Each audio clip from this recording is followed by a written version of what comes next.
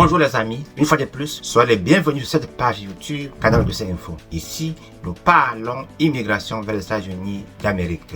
Je suppose que vous êtes quelqu'un ayant longtemps rêvé d'aller aux États-Unis d'Amérique. Cette fois-ci, les choses vont changer. Le président Donald Trump a prêté serment et le même jour, il a signé près d'une 80aine d'ordonnances. S'il vous plaît, la thématique de la journée sera portée sur Donald Trump, les nouvelles des États-Unis, l'immigration et la déportation.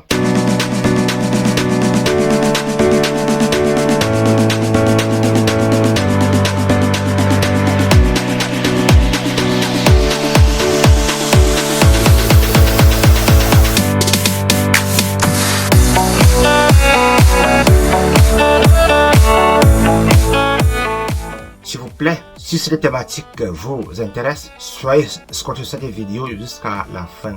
En passant, moi c'est Augustin. S'il vous plaît, que vous soyez nouveau ou bien ancien sur la page, priez de liker la vidéo, faites le commentaire et partagez la vidéo à vos proches. Pour le nouveau, s'il vous plaît, priez de vous faire inscrire. Je vous pas dire ceci. Donald Trump est le 47e président des États-Unis d'Amérique. Il a prêté serment et sur sa feuille de route, nous notons tout un grand changement au regard de ces ordonnances. Mais il est bien vrai que beaucoup de ces ordonnances auxquelles il a signé, certains pourront faire un peu l'objet de critiques, certains pourront aller au niveau de la justice. Donc, nous notons ceci. La première des choses à noter, avant qu'il ait prêté serment, s'il vous plaît, il y a eu au niveau de l'immigration, puisque notre travail sur cette page est axé sur l'immigration. Avant qu'il ait prêté serment, quelques jours avant, le Sénat avait déjà adopté une loi au niveau de l'immigration qui dit que toute personne illégale aux États-Unis d'Amérique et qui commet un crime, qui fait du shoplifting. Le shoplifting, c'est vous partez dans un magasin, on est en train de faire les achats, vous sortirez un truc, vous mettez dans la poche, vous prenez un truc sans payer, vous mettez dans la poche et puis vous sortez. Quand on vous arrête, c'est un motif valable pour vous déporter. À côté de cela, il y a aussi autre motif qu'on peut aussi vous coller. Il y a aussi par exemple le motif de DUI. Ça veut dire que vous êtes un non-immigrant, vous êtes aux États-Unis d'Amérique en situation irrégulière, vous conduisez, ayant pris de l'alcool, vous commettez la faute, la police américaine vous prend. Ou bien vous faites par exemple un truc comme l'accident, la police américaine constate cela. Tous ces motifs, vous bagarrez dans la rue, vous faites de la violence, vous faites du harcèlement. Par exemple, vous ne respectez pas la loi, vous tombez sur beaucoup de fautes. Cette loi dit que vous êtes déportable. S'il vous plaît, vous qui êtes nouveau aux États-Unis d'Amérique, vous n'avez pas les papiers, vous êtes encore en train de chercher les papiers, sachez que cette loi vous attend. Soyez disciplinés. Et puis également, je vais un peu plus batailler au niveau de la loterie DV. Qu'est-ce qui va se passer au niveau de la loterie DV? Il y a de cela en 2016, pendant son premier mandat, le président Donald Trump voulait supprimer la loterie DV. Bon, cette fois-ci, il y aura en principe, à mon avis, un changement, à mon avis. Mais je ne peux pas encore confirmer. Pourquoi est-ce qu'il dit cela? S'il vous plaît, vous êtes un immigrant, vous voulez aller aux États-Unis par la voie normale, il faut suivre la procédure normale. Vous devez chercher, pour avoir votre place, vous devez chercher à avoir le visa H1B ou bien le visa EB3. S'il vous plaît, pour mieux comprendre à propos du visa EB3, allez dans la liste de mes vidéos. Il y a une vidéo qui parle à propos du vidéo EB3. Visa EB3, c'est un visa, à mon avis, un peu facile à obtenir. Il suffit de faire une formation professionnelle. Vous faites l'école, vous faites une grande école, vous avez le diplôme et puis vous appliquez le visa EB3 quand vous avez l'expérience. Si vous êtes même un technicien dans votre pays, vous pouvez aussi facilement appliquer le visa EB3. Pour le visa H1B, vous allez par exemple aux États-Unis d'Amérique, vous êtes un étudiant international, c'est-à-dire vous avez un statut de non-immigrant, vous fréquentez, quand vous graduez, vous pouvez faire également la demande pour le visa H1B. La H1B et EB3 vous donnent accès pour avoir la green card.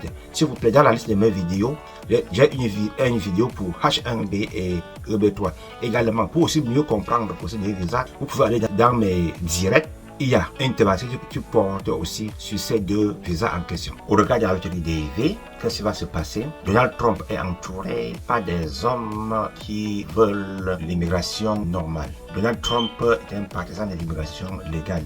Vous faites l'immigration illégale, vous entrez aux États-Unis d'Amérique de manière illégale, vous êtes ennemi du système en place. Qu'est-ce qui va se passer? Ils disent que vous avez le droit d'entrer aux États-Unis d'Amérique, mais de manière légale. Pour la loterie, il y a a quelque chose qui est encore conditionnel, puisqu'ils sont en train de dire que quand on sélectionne les candidats dans la loterie DEV, c'est un système de random, c'est-à-dire c'est un système aléatoire. Quand on prend les gens aléatoires, à l'intérieur, il y a les gens qui sont bons, il y a les gens qui sont moyens, il y a les faibles. Donc, ils disent que en sélectionnant les gens de manière aléatoire pour la loterie américaine, à l'intérieur, il y a les faibles, et alors qu'ils veulent les gens intelligents. C'est pour ça que pour le cadre du visa EB3, ou bien surtout H1B, puisque quelqu'un comme Elon Musk était aussi entré aux États-Unis d'Amérique par le système de visa H1B. Ils veulent des gens intelligents. Ne soyez pas surpris si par exemple demain, ou bien après-demain, ou bien après un temps, ils modifient les termes dans la loterie DEV.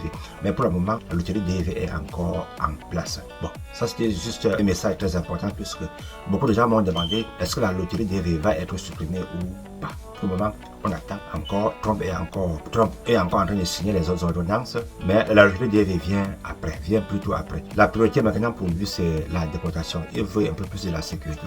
Il veut les gens aux États-Unis qui ont un casier judiciaire propre. J'ai parlé de sa feuille de route, il a signé près de 80 ordonnances. Et puis, il y a eu, par exemple, ce qu'on a beaucoup noté, il y a de cela quelques temps, il y avait certains militants qui avaient marché sur le Capitole. Ils avaient été arrêtés, ils ont fait la prison. Cette fois-ci, le président Trump a signé une ordonnance pour les arrêter sans aucune faute. Donc, cela ne devait pas entrer dans leur casier judiciaire pour avoir fait la prison. Au niveau de ce que le président a signalé, puisque tout ceci va beaucoup plus concerner l'immigration. Donc, au regard du travail de Donald Trump, ce qu'on a noté est qu'il a en principe signé des ordonnances pour annuler tous les ordres exécutifs du président sortant Biden.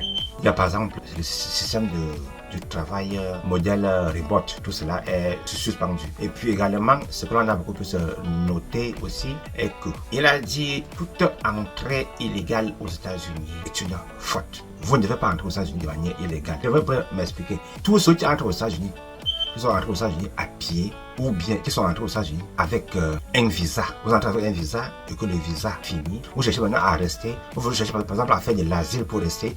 Cela est une faute. Pourquoi est-ce que cela est une faute? Je vais un peu m'expliquer. Ceci concerne beaucoup plus les gens qui cherchent de l'asile. Vous entrez aux États-Unis d'Amérique, par exemple avec un visa visiteur, vous restez, votre visa finit. Vous cherchez maintenant à changer votre statut pour faire de l'asile. Régulièrement, pendant l'interview de l'asile, s'il vous plaît, on vous demande, on demande souvent au candidat une question qui revient toujours. Avez-vous déjà menti à un officier d'immigration? Les gens disent toujours non, on n'a pas menti, on n'a jamais menti. Et puis, quand vous dites non, ça veut dire que vous êtes en train de mentir pour la deuxième fois. Si vous êtes oui, vous allez maintenant vous justifier. Quand vous entrez aux États-Unis d'Amérique, vous êtes un visiteur. Après, maintenant, vous restez, vous cherchez maintenant à faire l'asile. Ça veut dire que vous avez menti au départ que vous étiez un visiteur. Ça, il faut être vigilant sur cette partie. Il faut être sage. Donc, on vous demande, par exemple, à l'interview, avez-vous déjà menti? Il faut dire oui. Très peu de gens savent cela. Bon, maintenant, vous entrez à pied aux États-Unis d'Amérique. Vous êtes déportable. Vous entrez aux États-Unis d'Amérique avec le visa. Le visa fini. Vous êtes encore là. Vous êtes encore aussi déportable. Ils veulent que, je vais m'expliquer un peu. Vous entrez avec un visa précis. Le visa c'est périmé. Vous entrez à pied, on vous arrête. Quand vous entrez à pied, on vous arrête. Par exemple, dans le système Biden, on vous entend et puis on vous libère. Vous entrez. Cette fois-ci, ce ne sera plus de la sorte. Ils ont appelé cela National Emergency Declaration. Donc, ça concerne toutes les personnes entrées illégales aux États-Unis. Bon. Vous pouvez par exemple entrer comme ça et vous êtes marié à un Américain. Bon, la faute est déjà là, mais cette fois-ci c'est un peu passable. Mais cela ne s'applique pas en principe à une personne qui est en train de demander l'asile ou bien qui a par exemple le working permit. Mais si vous faites une faute, alors vous êtes aussi déportable maintenant. Comme j'ai signalé, on a parlé des exécutifs du président Biden. Ils ont appelé ça Alien Act de 1788. Donc c'est une loi un peu ancienne que le président Trump est en train de venir sur ça. Donc vous êtes par exemple, je ne sais pas, un Burkinabé, vous entrez aux États-Unis d'Amérique de manière illégale et que par exemple vous commettez un crime. Alors les États-Unis vont considérer le Burkina Faso comme un pays ennemi. Et ils vont désormais annuler le visa à tous les ressortissants burkinabés qui veulent entrer aux États-Unis d'Amérique. Et puis également, ce que je veux aussi signaler est qu'il y a, comme j'ai parlé de déclaration, ils ont appelé ça déclaration de National Emergency à Southern Border, c'est-à-dire que la frontière sud, la ligne du Mexique. Qu'est-ce qu'eux ils veulent? Ils veulent que Par exemple, au niveau de la Déclaration nationale de l'émergence à Soter-Borda, il voulait ceci, que cela entraîne la déportation partout à tous les niveaux. La Constitution lui donne le droit de faire cela. La Constitution lui réserve le droit d'agir à un tel niveau. Donc, tout illégal ayant entré à pied est déportable, que c'est un danger. Là, c'est une infraction. Vous entrez avec le visa, vous faites le OVAC, c'est aussi le OVAC, c'est aussi une déportation. Donc, toute personne ayant entré pour visa et qui a fait le OVAC, c'est-à-dire que vous résidez plus, ça ce sont des motifs, s'il vous plaît. Et quand il signalait cela dans la salle, toute la salle a applaudi pour dire que on est avec vous, monsieur le président. Bon, il y a aussi cette partie, ils appellent ça la déclaration de remède au Mexique. C'est-à-dire que vous voulez par exemple entrer aux États-Unis d'Amérique à pied, faire de l'asile. Qu'est-ce qui se passe? Vous restez au Mexique, vous faites de l'asile. Si votre demande est bonne, alors vous entrez. Régulièrement, quand on fait même de l'asile aux États-Unis d'Amérique, d'après ce que moi je constate, en principe, sur 10 personnes qui font de l'asile, peut-être une personne peut réussir.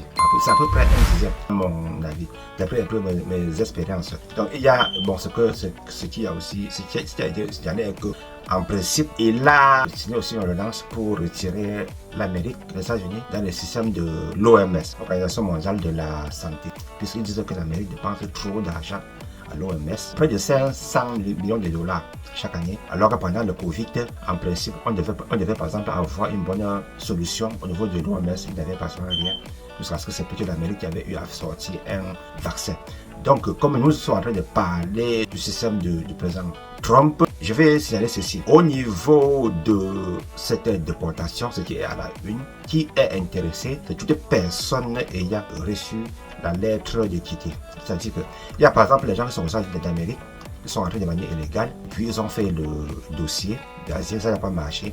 Ils ont reçu le courrier, ils ont reçu le message auquel ça a échoué et qu'il faut rentrer dans votre pays. Les gens sont toujours là. Ça, c'est les gens à être déportés. Et puis, il y a aussi toute personne ayant commis un crime, toute personne qui a fait le OVAST, vous avez résidé plus, ou bien une personne qui n'a jamais fait une demande d'asile. Vous êtes aussi déportable. Et puis, ce qui est que quand on vous arrête, il faut, le plus souvent, s'il vous plaît, il faut éviter le mensonge.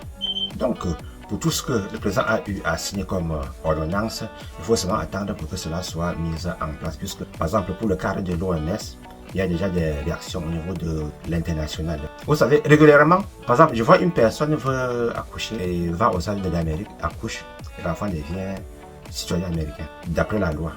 Et puis, vous rentrez maintenant encore dans votre pays, ayant déjà l'acte de naissance et le passeport américain pour l'enfant. Donc, après un temps, l'enfant pourra aller aux États-Unis d'Amérique. Cette fois-ci, les choses ont changé. D'après ce que le président Trump a signé, vous êtes aux États-Unis d'Amérique, par exemple, en situation illégale, vous êtes une famille, vous faites un enfant avec un homme ou bien avec une femme, une personne a les papiers, on vient parmi vous, celui qui est dans la famille en question, celui qui est illégal est déportable. Si vous voulez vous entendre, vous tous vous sortez. Vous avez le droit de choisir. Cette fois-ci, vous venez accoucher à partir de maintenant. Bon, cette fois-ci, c'est encore valable puisqu'il faut attendre, je pense que c'est 30 jours pour que cela soit effectif. Après 30 jours maintenant, vous entrez ici, là, vous accouchez, alors l'enfant aura le certificat de naissance, l'acte de naissance, mais n'aura plus la nationalité américaine. Vous êtes citoyen américain, vous avez la green card, vous êtes citoyen américain, vous accouchez, l'enfant est américain. Vous êtes en situation illégale, vous accouchez un enfant, l'enfant n'est pas américain. Si vous tombez sur la procédure de déportation, on vous déporte. J'espère qu'on se comprend bien. S'il vous plaît, pour cette thématique qui est beaucoup plus axée sur l'immigration et la déportation, je veux dire ceci. Je n'ai pas l'accréditation pour parler au nom de l'immigration. Je suis juste un YouTuber. Je partage mon expérience de la vie active aux États-Unis d'Amérique avec mes followers. Ces vidéos, c'est juste pour des questions éducatives. Si vous voulez plus comprendre au niveau du système de l'immigration américaine, priez de contacter un avocat d'immigration ou bien le système d'immigration américain. Portez-vous bien et à la prochaine. Ciao.